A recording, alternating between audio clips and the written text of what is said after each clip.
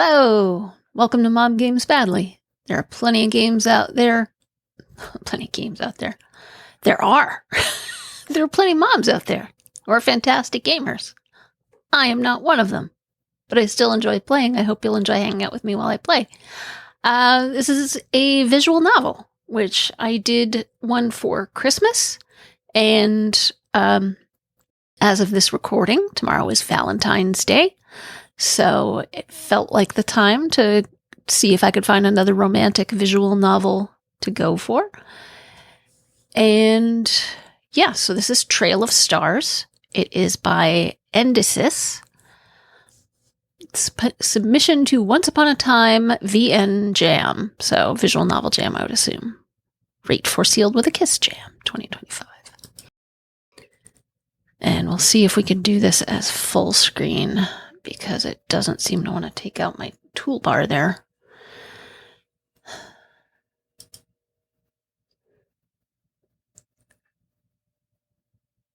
This contains hopefully not too mature themes. Would you like to view the content warnings? Yes.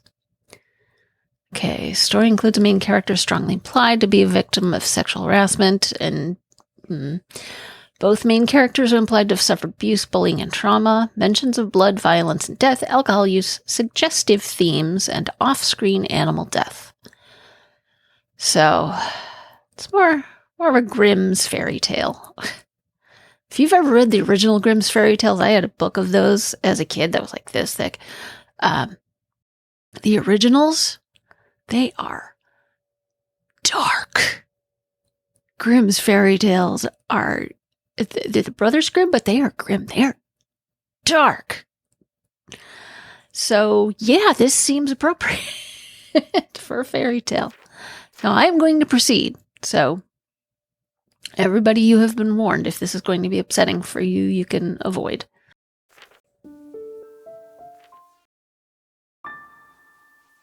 The first time her master invited her to hunt, she demurred. "My lord, I have nothing to wear. I couldn't possibly join your noble companions." Not 3 days after morning drills, she found a Red Riding habit, complete with fitted doublet and long satin kirtle placed carefully by her pillow. A note scrawled on perfumed paper read, "A gift for a thoughtful girl." She tore up the note and threw its scraps into the fire, then thought about throwing the kirtle in as well. The boy she loved walked in to see it still gripped tight, claw-like, in her hands. "What happened? Why do you smell like perfume?" "Look, a gift from your thoughtful father," she laughed, then choked, then turned from him in shame. A chill swept over his demeanor in an instant. He took the fabric from her hands and threw the garment aside. "What did he ask of you?" "To go hunting with him." "What else?" She shook her head. She knew his mind was already churning. "We'll go hunting with him. Nothing else need happen." She sat and hugged her knees and let him sit beside her as she stared into the flames. She tried to put all thought of it from her mind in the days that followed.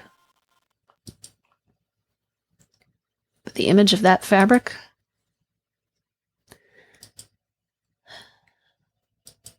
the color of spilt blood lying on her blankets lingered like a stain. Hoofbeats fell on a shaded forest trail. They trotted along behind the main party, she on a chestnut stallion, he on a white mare. She wore the red doublet with its collar-lace tie, though she'd swapped the kirtle for a pair of breeches and tall riding boots with silver spurs. She ignored the looks from the perfumed ladies sitting side saddle who laughed and tittered like exotic birds. Their servants carried crossbows engraved with doves and roses, flasks of drink, and long wing-tipped spears. She had a black short bow and quiver strapped to her back, a hunting knife on her belt, a dagger in each boot, and another tucked beneath her doublet against her breast. Her hair was too short to bother with a braid. Let the gentle wind that swept through the trees tussle it as it pleased. Are you enjoying yourself? The boy called out to her as the party cantered ahead of them. She could hardly believe it, but she was. The day was pleasant with the sigh of early spring and the soft sunlight that trickled through the leaves. She now knew what it was to train her bow on moving targets, though the thrill had quickly faded. She let her arrows run as loose as the hares that fled them. Now she lagged behind purposefully to explore the wooded trails. The boy, too, seemed content to meander along with her. He'd brought with him a pouch filled with white pebbles from the castle courtyard and dropped them strategically to mark their path. He was always planning ahead, always thinking. So much so he only ever had one eye on the present. I am, said she, thanks to present company. And you? The mare tossed her mane and whinnied a reply in his stead. Her rider playfully urged her ahead until both pairs trotted side by side. He smiled, a warm, tranquil smile, letting his guard down just for a moment. Just for her. Thanks to present company, he echoed. The forest around them was strange and wild. 1,000 new sounds and smells surrounded them. The calls of birds she had never heard before. The musk of flowers and ferns she could not name. The two of them had rarely stepped beyond the castle's gates. She'd forgotten that there was indeed a world outside it, outside the grueling routine and constant vigilance and hostility of a place where neither of them belonged. Outside the cruelty of their high-born peers, outside the disciplining of their teacher, a knight from a long lineage who found training an orphan girl taken in on a whim, and the boy resulting from one of his master's affairs beneath him. But none of that mattered now. Not at that moment. Not in that place. The woods were a refuge from an ever-present, ever-callous reality. A place where the unfamiliar was warm and welcoming. A place where secrets could be shared as freely as musings about the weather. In no safer sanctuary could they be uttered. Soon they were indulging like they seldom had before in laughter and childish games. A truth or a dare? She asked on a whim. Truth, he replied cautiously. What's your darkest secret? What's your deepest regret? What's the most shameful thing you've ever done? Is there someone you admire? Boy, they better have a really solid relationship for her to ask at least 3 of these. Yeah, darkest secret, deepest regret. I mean, deepest regret, I suppose, is the least horrible or the least intrusive of these intimate questions. I'm going to go with deepest regret. If there's someone you admire, it sounds too much like fishing for compliments. What's your deepest regret? That I was born. You regret what you had no choice over. It isn't your fault. None of it was. I know. Your turn. What's your deepest fear? I was going to choose a dare. Then I dare you to tell me. To be alone, to be nothing.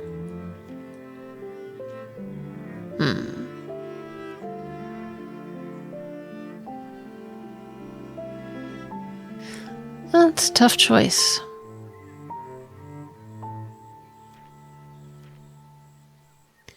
I'm getting more used to having periods where I'm by myself. As an adult, I really hated being alone when I was younger.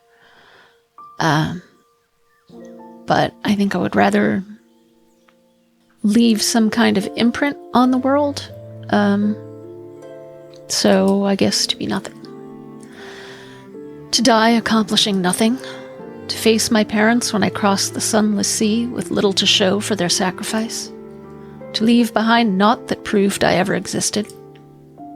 Have no fear, then. You leave your mark already. What do you mean?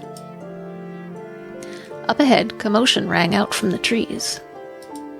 She imagined her master spotting a doe in the brush and taking aim with his fine crossbow, closing one rapacious, rime-blue eye and letting the bolt fly. The hounds woofed and howled. The horses in the distance whinnied as the hunters spurred them into chase. How gallant you are to pursue something that can't hope to deny you. Reluctantly, she tugged on her stallion's reins. We should regroup with the others. He nodded and guided his mare back to the path, following the trail of snow-white teardrops that led to the place where a chorus of hungry voices sang. Child, come and make your first kill, her master called from the copse ahead. The boy's jaw set into a grimace as he met her eyes. She broke his gaze in that instant, pierced by a sudden stab of shame. She knew him for his calm expressions, his subdued smiles and gentle grace. But moments would always come, like now, when it frightened her to stare back at his cool, deep, rime-blue eye. Though he kept his hair long and loose instead of cropped and tamed, though he wore simple clothes instead of fine furs, though he was gentle and pious in everything his sire was not, the boy she loved was still her master's blood.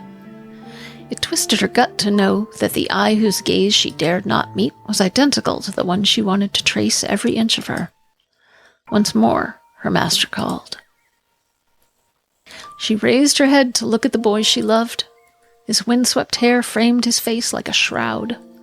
His hands clutched his reins so tightly his knuckles were stark white. His gentle blue eye was wide as the moon.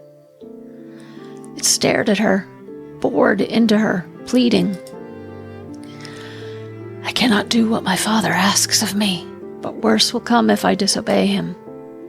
Her master called again, a third and final time. Then I will do it. I'll race you there, she said, and spurred her steed on. She galloped past, leaving him behind on the shaded trail.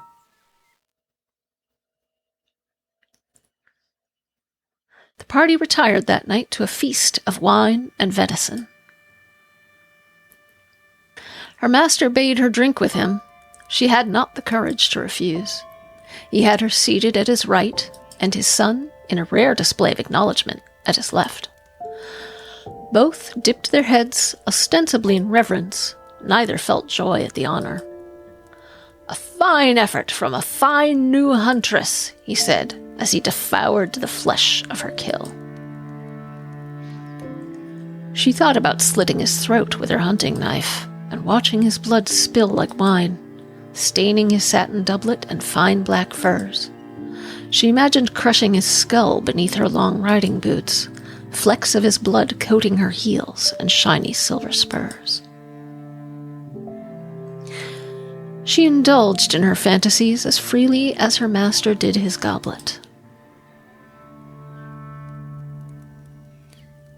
In the firelight, her ruddy hair and red riding habit glowed like a flame.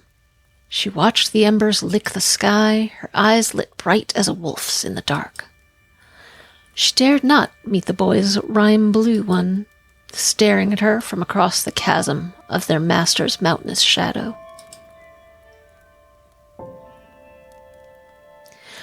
When at last the moon rose high and the fire drew low, she excused herself.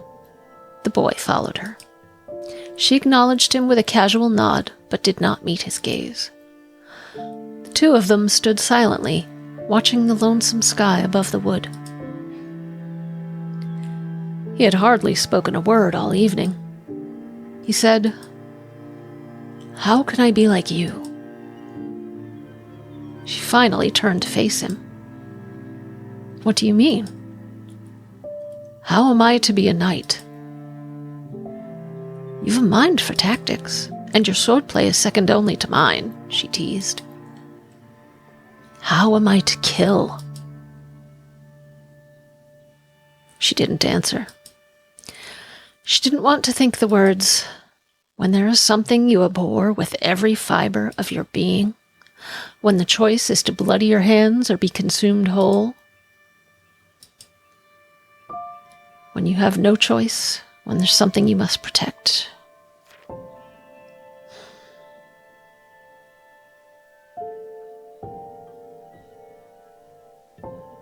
I mean, sometimes those two are the same thing.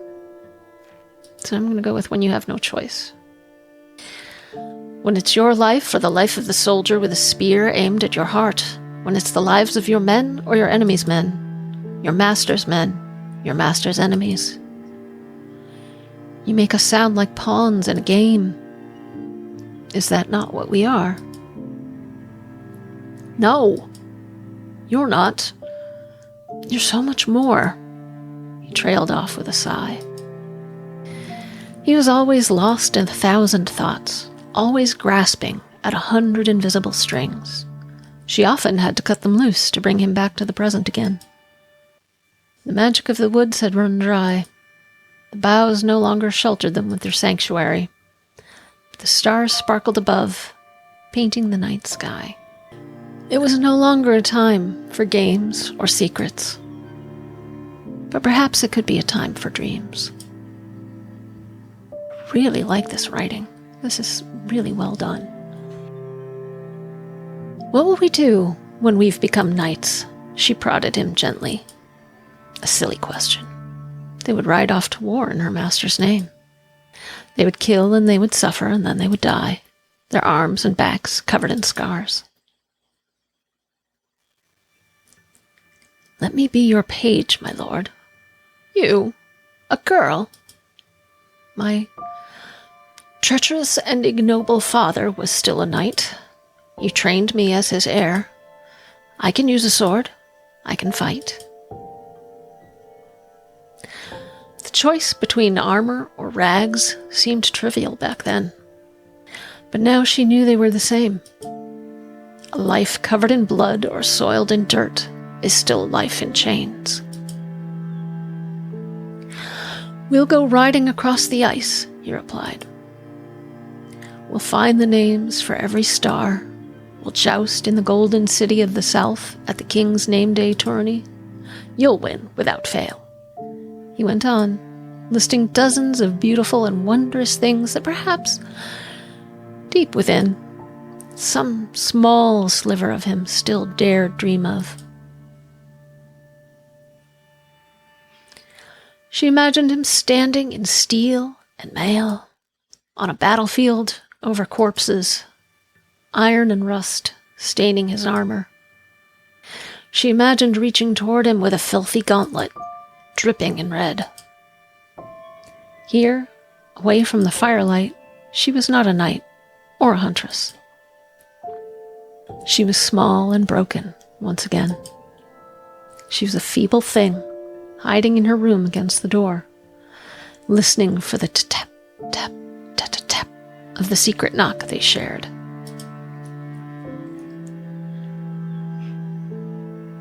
We'll do it all together. She shifted toward him, and he to her as she listened, but it was her own heartbeat in her ears, not his voice, like warm velvet. He was so close now. She could see the moon's reflection in his rime blue eye. She leant her head against the crook of his neck and closed her eyes, ways she had when they were children. His soft hair fell over her cheek and trailed down the collar of her blood-red riding habit. She imagined tearing it off, lace by lace, stripping off her knives, boots, breeches, and hose before him, meeting his mouth with hers as he tore her linen shift off her skin. His closeness broke the very last defenses of her mind and wine-loosened tongue. She let slip 3 careless words, and a spell that could never be unsaid was spoken. Immediately, he shifted away. Half of his face turned pale as the moon. Not worthy of you. You are. I'm a coward. You're not. My father condemned yours. You didn't choose to be his son. You can choose better. I choose you. I want you. I want you to want me too, but I can't lose what we have. Oh, youth. You're better off asking rather than demanding. I mean, you want to choose passion, but in the circumstances these two are in, they are better off with the safety of friendship. I need you by my side. Whether you look at me the same way I look at you matters not. I need you to look at me still. Don't turn away. Please. He stared at her in silence. She looked for anything, any sound she could make to shatter it. A small clatter did. His pouch string had come undone. A single pebble slipped and rolled to the ground at her feet. He knelt to pick it up. It twinkled, white as a star. Without thinking, she reached toward him, perhaps to help him up. For a moment, her hand flashed red as rust in her mind's eye. She stopped, as if she might irreparably stain him if she touched him. But then he lifted his head, looked into her eyes, took her fingers in his, and raising her hand, brought it to his lips.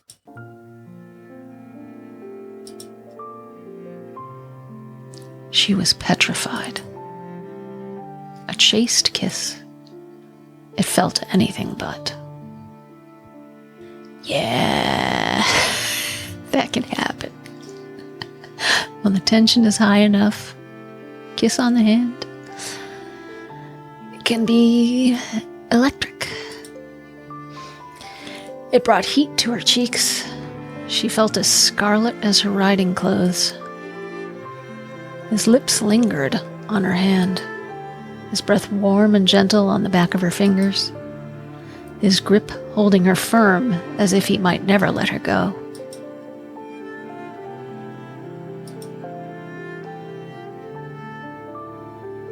She felt as bare as if she were naked before him. She could not, and would now never be able to hide the claws that had killed in his name. She pulled away. Instantly, the spell that transfixed them was broken. She didn't know what to do, what she wanted. That single touch was both too much and not enough. Not nearly enough. She pulled him close as he rose and took her in his arms. Her chest felt tight. The knife tucked beneath her doublet jutted against her ribcage. She closed her eyes and saw bloody handprints cover the throat and face of the boy who loved her. He held her head against his chest. Strands of his hair fell once more over her cheek. Remnants of iron and wine lingered on his breath, staining her skin. Her face burned like brand. With his bare fingers, he stroked her ruddy hair. In the fading light of a dying fire, her locks were as red as freshly spilt blood. She would remember that day for many reasons, but most solemn of them all, it was the first time she had ever killed for him. It would not be the last. But for now, in that moment, burning in each other's arms, they were safe.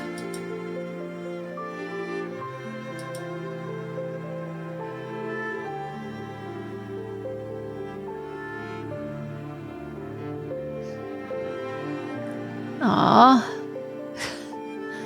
Is that it? Please tell me this is like chapter 1 of something. Story, programming, GUI, project direction, additional art, and science, SFX, sound effects, Endysis.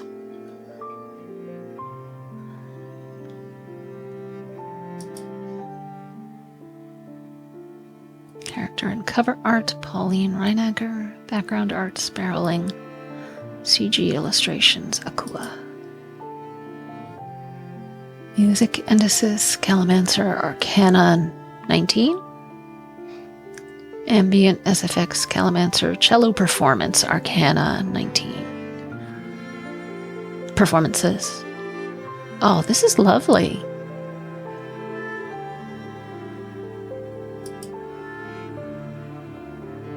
Thank you for playing. Aww. I mean, it was dark, but it was nice. So, I mean, I'm very impressed. That was lovely writing. It was lovely illustrations, lovely music. It was all lovely. It was a dark fairy tale. It was a star-crossed lovers kind of thing, where she's essentially a servant and he's the bastard in the court. But I mean, I am very impressed. So, well, also short. It's very short.